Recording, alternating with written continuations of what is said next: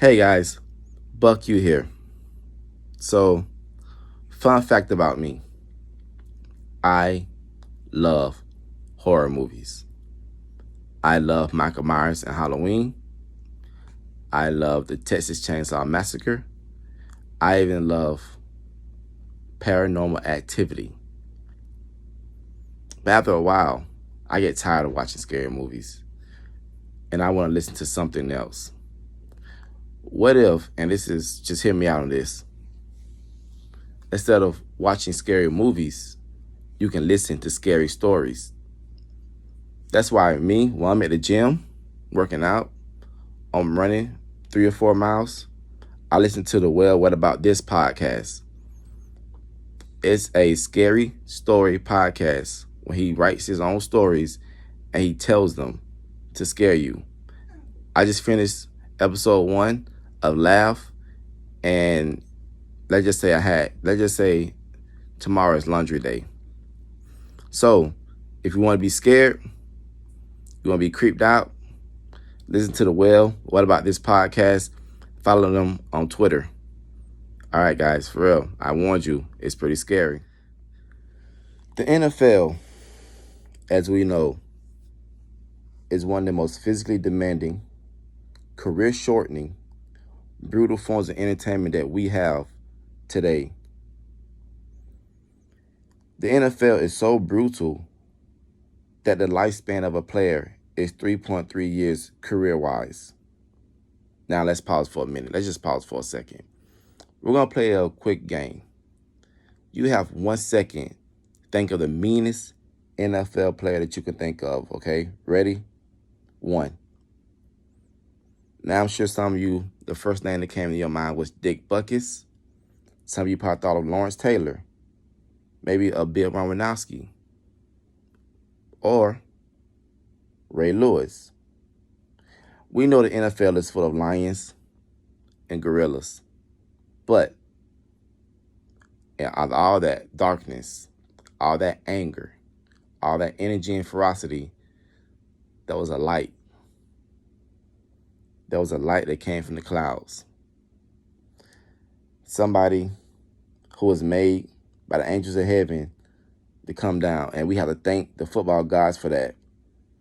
And I want to say his name so bad. Oh my God, I want to say his name so bad. I'm going to say his name. Oh my God. Okay, here it goes. Okay, I'm ready. I'm going to say his name. His name is Thomas Edward Patrick Brady Jr. Skip Bayless, you mother. Whew, sorry about that, guys. Anywho, Tom Brady has turned enemies into friends. And here are 4 players that disliked Tom Brady at one point, but they love him now. First player, James Harrison. Now we know James Harrison Steelers and Tom Brady Patriots were bitter rivals. They even had 2 playoff games where the Patriots beat Pittsburgh.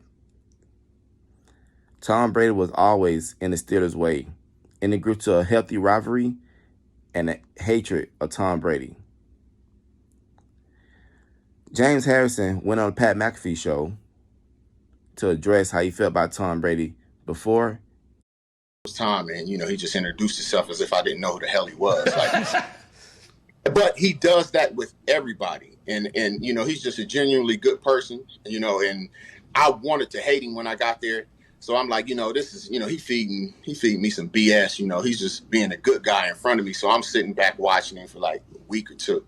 And finally I had to tell him, I'm like, dude, I wanted to come here and hate you. He's sitting up there getting taken. I wanted to hate you. I'm like, but I sat back and watched you. Like, that's why everybody like him, man. He's a good dude. From the practice squad guy that comes in. That's right. James Harrison, the one man who did not like Brady, was his teammate. And they even posted a cute little selfie together. Aww. They went to a Super Bowl together, but they lost to Nick Foles and the Eagles.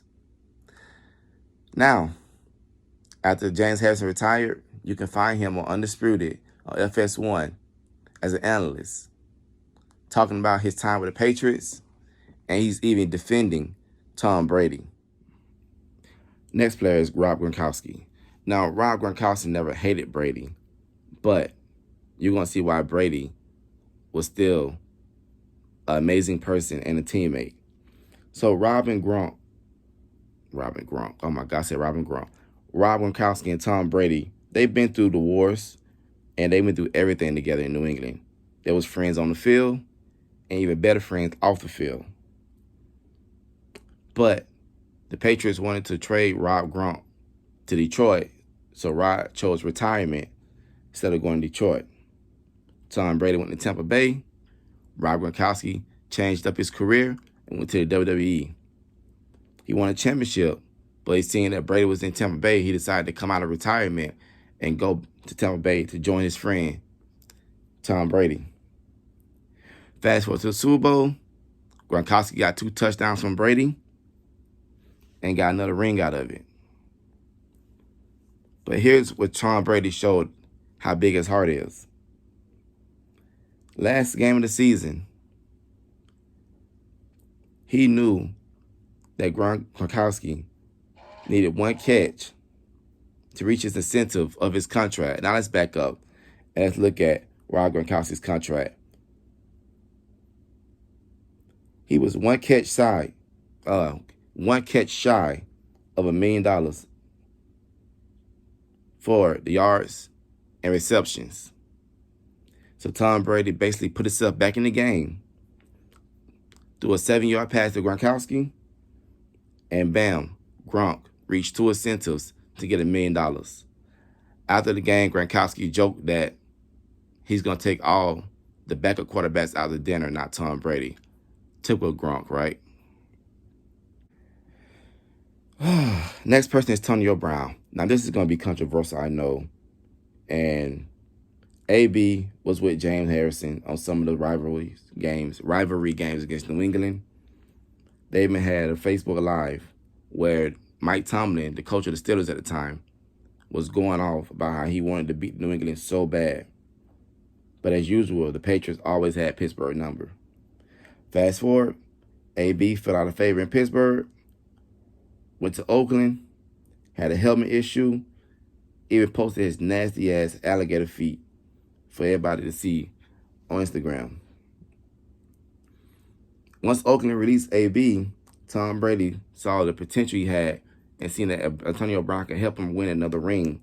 So he convinced the Patriots organization to sign Antonio Brown. AB's first game with the Dolphins, he had 2 touchdowns.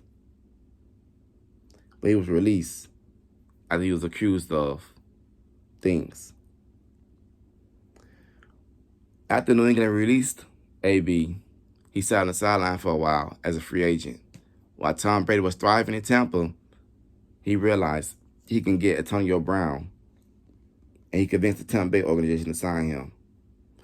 Fast forward to the Super Bowl, and a touchdown later from AB, he finally got his first ring. In 16 games with Tom Brady, Antonio Brown had 91 catches, 1,084 yards, and 9 touchdowns. Now, after that, we know what happened, so let's not hash it till after.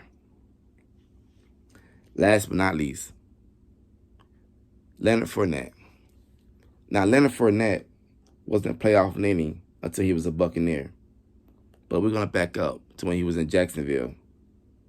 He was just known as a very good player on a very, very bad offense. In 3 seasons in Jacksonville, he had 2,631 yards, 134 catches, 1,009 receiving yards, 19 total touchdowns. And in 2018, Jacksonville was no longer the bottom feeders of the league. They was actually very good, to the point they was in the AFC Championship game against New England, but they lost 24-20. A couple seasons later, Jacksonville cut Leonard Fournette, and he was signed by the New England Patriots. Fast forward again to the Super Bowl, Leonard Fournette had a touchdown, got his first ring, and thus the moniker Super Bowl Lenny was born. And not only that, but he's able to get a $7 million a year contract out of the Patriots. And that will conclude Tom Brady being the nicest guy in the league. Like, subscribe, you like the video. 100 subscribers, we'll be doing our giveaway. You guys, I get back to work. So you guys have a good day.